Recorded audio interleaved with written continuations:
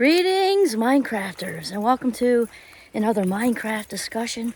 Today, my name is Kimberly Quinn in the deep woods once again with the bugs. Still well worth it, I'm telling you. It's a price you gotta pay for summer. Just have to smack at them once in a while, but I'm totally in, as they say. So today, that series ended with 3, the Kryptonite series, and then I was sort of inspired to do a 4th because I was actually right on the earlier part of this woods trail, and I got thinking how important it is once we're aware of our kryptonite, once we figure it out, aware, right? Then we learn to talk back to it, and then we learn to coexist with it, which is how we theoretically conquer it, even though it's still there, kind of like a splinter, I guess, that keeps us aware, right?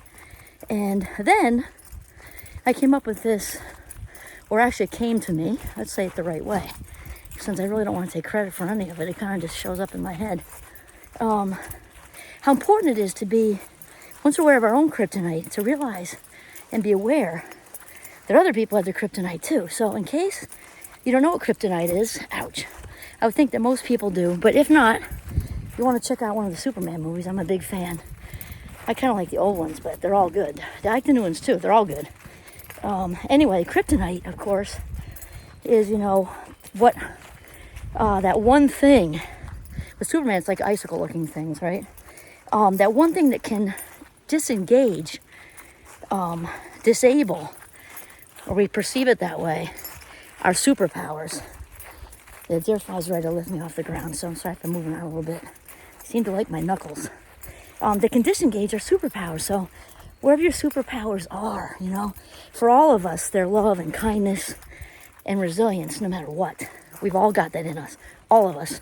And then we've got individual superpowers. It might be creative, might be, good with whatever, good with people, whatever, good with different things. But the love and kindness and resilience, compassion, those are ubiquitous, universal, same thing, I guess, superpowers. And our kryptonite can really prevent us from being our best selves.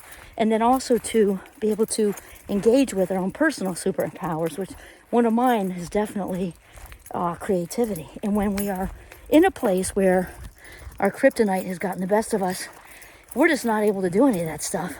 The universal superpowers or our individual superpowers.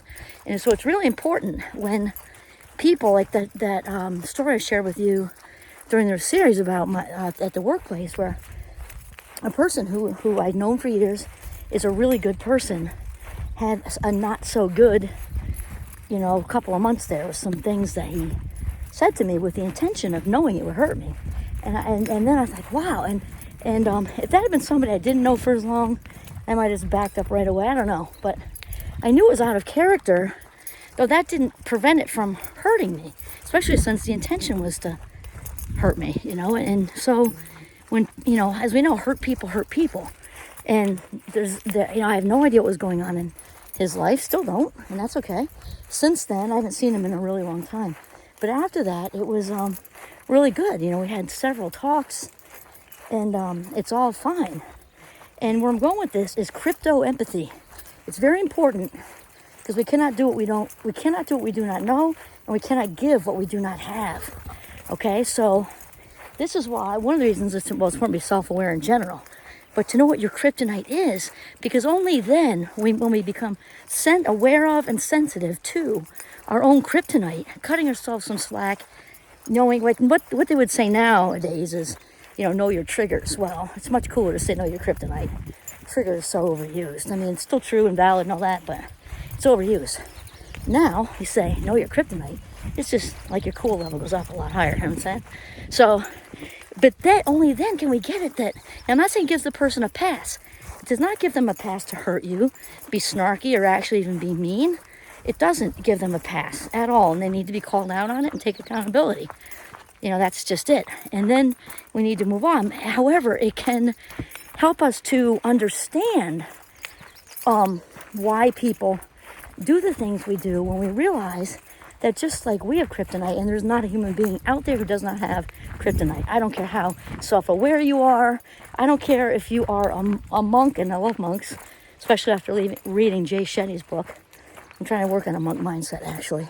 Even monks, who are like probably the most self-actualized, some of the most self-actualized people on the planet, probably would be the first to admit, because monks are all about admitting that, you know, knowing that they don't know kind of thing. So they've got kryptonite too. Everybody does. It's what makes us human, or part of what makes us human. You know, it's like the Achilles, of course, keeps us growing, keeps us humble. And so when we realize that and realize our own, and then cut ourselves some slack, you know, like I did after, I didn't at first. I did not at first. I was like, I'm past this. I can't believe this is bothering me. I did all this. And of course, that's coming from an ego place. Like, what's the matter with me that I'm upset over this? I've already healed over this, and I have 97% of the time, or 97% of the way, right? But that was the universe giving me another quiz. It was humbling. Humbling is good. Humility is good. Humility is spiritually healthy. Humility takes the pressure off, because we don't have to have it all together all the time. We just don't. And, you know, to returning to that grain of sand, that a really big beach feeling, for me, it was comforting. And again, not right away, because I was upset. But when I started to come out of it, I'm like, oh my God, thank you. Thank you for that, for the lesson. Thank you for the quiz. Thank you for the humility. Thank you that I'm part of something bigger than myself, that I can reflect in this way and not take all the pressure on me. It's so good. So when we have that awareness and that divine connection too, it helps us to just at least understand other people. Again, we're not giving them a pass. We can understand, like for the person who said those things to me that were so out of character, that he had to have something going on. I still don't know, because when people act like that, they're coming out of a broken place, an insecure place. It might even be jealousy or envy, or who knows? You don't need to know. You just need to know that they have kryptonite too, just like you do. And when we have that empathy, it really helps us. So I got to keep moving here, because actually, I like moving. I'm at my most relaxed when I'm moving, but I'm trying to keep one step ahead of the deer flies. Okay, so it just helps us when we understand our own kryptonite. It makes it just like with mindfulness. When we learn to be less judgmental of ourselves, part of the mindfulness practice, it's just a natural thing that when we learn to judge ourselves less, or be less judgmental, however you want to say it, we just naturally become less judgmental of others. It's just part of the process. We really don't even have to work at that part when we're working at not judging ourselves. Like, it kind of just happens. And so that's the same thing with krypto-empathy, because somebody else is also disabled, has their superpowers, which are different than yours, other than the universal ones, right? But those get disabled too. When they are just as vulnerable to kryptonite as you are. And so that's what we're talking about. So having that krypto-empathy just really helps to manage life, and also to heal, because again, it's that divine connection that we're really all in this together. We've all got some